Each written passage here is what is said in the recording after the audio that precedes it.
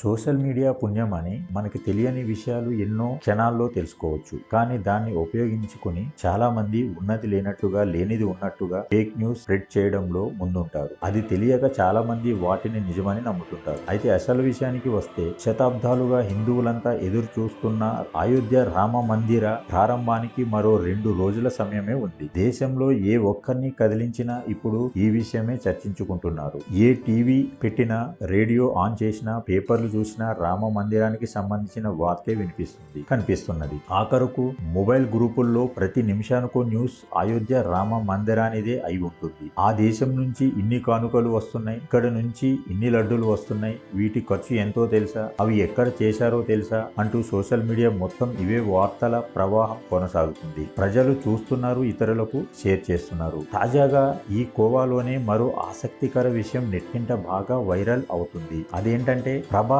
అయోధ్య భోజన ఖర్చుల గురించి జనవరి 22న అయోధ్యలో రామ మందిరం ప్రారంభోత్సవం నేపథ్యంలో ప్రపంచవ్యాప్తంగా ఉన్న చాలా మంది హిందువులు ఇప్పటికే అయోధ్యకు పయనమవగా బాలరాముడి విగ్రహ ప్రాణ ప్రతిష్ఠ నాటికి భక్తులు లక్షల్లో రానున్నారు. ఈ సందర్భంగా అక్కడికి వచ్చే భక్తుల భోజనాల కోసం సినీ నటుడు ప్రభాస్ రూ.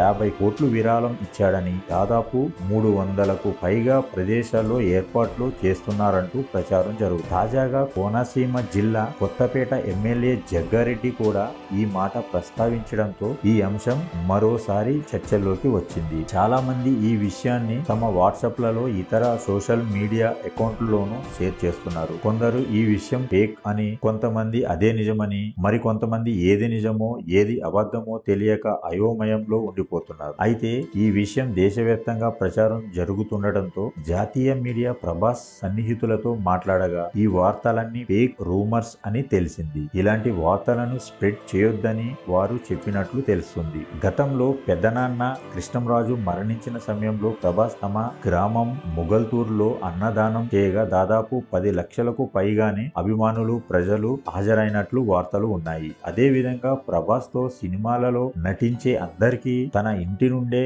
వంటలు వస్తాయని ఇంతకు ముందు చాలానే వార్తలు ఉన్నాయి. అలాగే నేను చేసిన ఒక వీడియో ప్రత్యేకించి ప్రభాస్ పెట్టే భోజనం అడిగించుకోవడం చాలా కష్టం అనే టైటిల్ తో మన ఛానల్లోనే ఉంది. ఈ క్రమంలోనే అయోధ్యలో రామ మందిరం ప్రారంభ సందర్భంగా ఆ వేడుకలను పునస్కరించుకుని కొంతమంది అభిమానులు ప్రభాస్ ఇతరులపై చూపించే ఆప్యాయతను అయోధ్యకు అన్వయిస్తూ ప్రభాస్ అన్నదానం చేస్తున్నాడని, అందుకే 50 కోట్ల విరాళం ఇచ్చాడన్నట్లుగా ప్రచారం చేస్తున్నారని సోషల్ మీడియాలో నెటిజన్లు కామెంట్లు పెడుతున్నారు.